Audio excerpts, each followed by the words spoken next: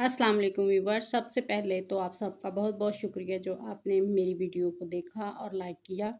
आज की हमारी मशहूर शख्सियत रंगीला साहब हैं, जिनका नाम सुनते ही चेहरे पर मुस्कुराहट आ जाती है। इसका असल नाम मोहम्मद सईद अहमद ख़ान था।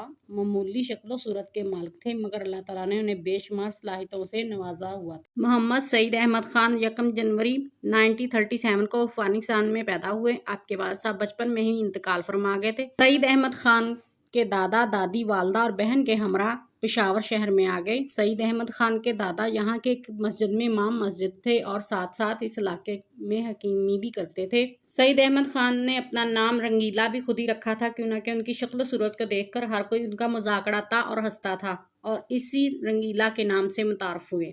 मुआशी हालात से मजबूरी में पढ़े लिखे भी नहीं थे। जब वालदा, दादा और दादी की वफात हो गई तो पेशावर छोड़कर अपनी बहन के हमरा लाहौर शहर आ गए और रंग महल सिनेमा के करीब छोटे से किराए के घर में अपनी बहन के साथ रहने लगे। गुर्बत इतनी थी कि अपना और अपनी बहन का पेट पालने की खातर लोगों के जूते पॉलिश किए, चेहरे पर मुस्कुराहट सजाए रखने वाला शख्स अंदर से कितना गमगीन था।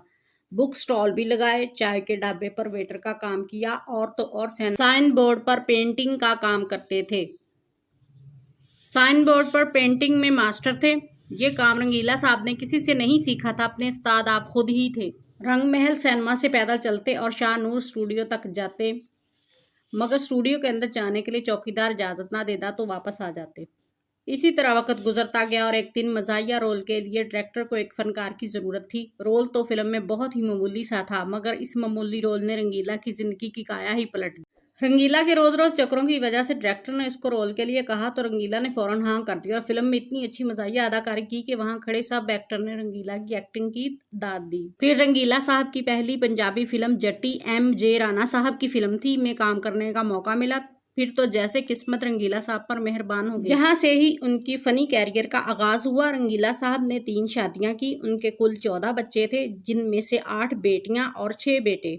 उनकी एक बेटी फरादीबा पंजाब लाहौर में साबका MPA रह चुकी हैं।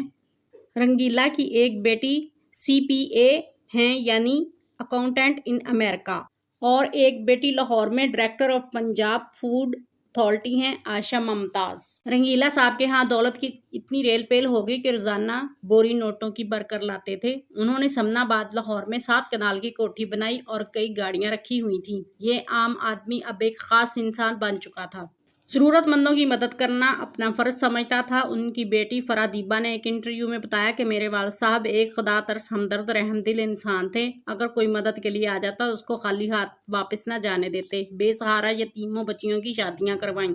रहमदिली का ये हाल था कि हमारे घर में एक डॉग था। एक दिन वाला साहब घर आए तो डॉग भूख की वजह से ज़बान निकाल रहा था और हम सब खाने की टेबल पर बैठे थे। तो वाला साहब अंदर आए और हमें कहने लगे कि बेटा, आप लोगों को तो भूख लगती है तो खाना खाने बैठ जाते हो, मगर वो बेज़बान है, वो कैसे बताएगा? जाओ पहले उसको खाना दो, फिर बाद में हम सब मिलकर खाना खाएंगे। फरादीबा ने इसी इंटरव्यू में मजीद बताया कि मैं एक दिन अपने काम से थक कर शाम को घर आई तो कुछ देर में ही एक आदमी किसी काम से मुझे मिलने आ गया। मैंने मुलाजम से कहा कि इसको कह दो कि मैं घर पर नहीं हूँ। वाला साहब ये सब कुछ देख रहे थे। वो आदमी जैसे ही वापस जाने के लिए मुड़ा, उन्होंने फौरन उस आदमी को आवाज़ दी और कहा, आप रुक जाएं, मेरी बेटी घर पर ही है और वो झूठ बोल रही है। फिर मेरे पास आए और मुझे समझाया कि बेटा, अल्लाह ने तुमको लोगों की खिदमत के लिए ये ओहदा दिया है और तुमको लोगों की मदद के लिए चुना है। तुमको तो खुश होना चाहिए और खुशी खुशी हर किसी का काम करना चाहिए। तुमने ऐसा पहली मर्तबा किया है, मगर दोबारा ये काम ना करना।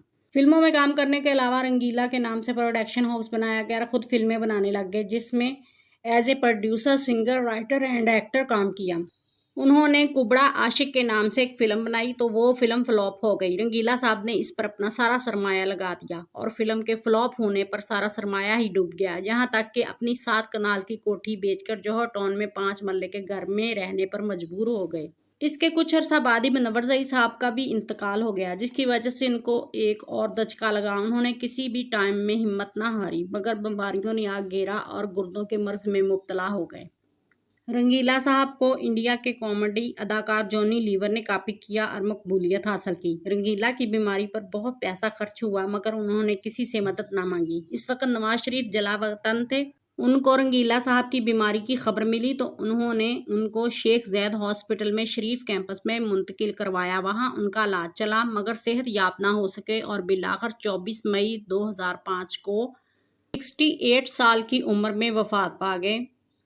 ان کو جوہر ٹاؤن لاہور کے قریبی قبرستان میں دفن کیا گیا۔ انہوں نے 40 سال فلم انڈسٹری میں کام کیا۔ رنگیلا صاحب کو 11 بار نگار ایوارڈ سے نوازا گیا۔ پہلا Nigar award best screen writer film Rangeela 1970، best comedian award film Dil Aur دنیا 1971، اسپیشل نگار ایوارڈ ایک ہی انسان کے 3 رول اس فلم میں تھے، میری زندگی ہے نغمہ 1972، بیسٹ نگار ایوارڈ کامیڈین فلم انسان اور گدھا 1973 میں، اسپیشل نگار ایوارڈ کامک رول فلم نوکر تے مالک 1982، نگار ایوارڈ بہترین سٹوری رائٹر فلم سونا چاندی 1983، کامیڈین نگار ایوارڈ مس کولمبو 1984 میں دیا گیا، کامیڈین نگار ایوارڈ فلم باغی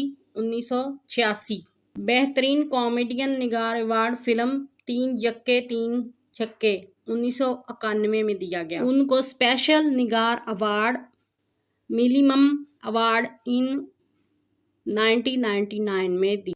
ان کو 11واں pride of performance award in 2005 میں by the president of Pakistan for his contribution to the Pakistan film industry کا دیا گیا۔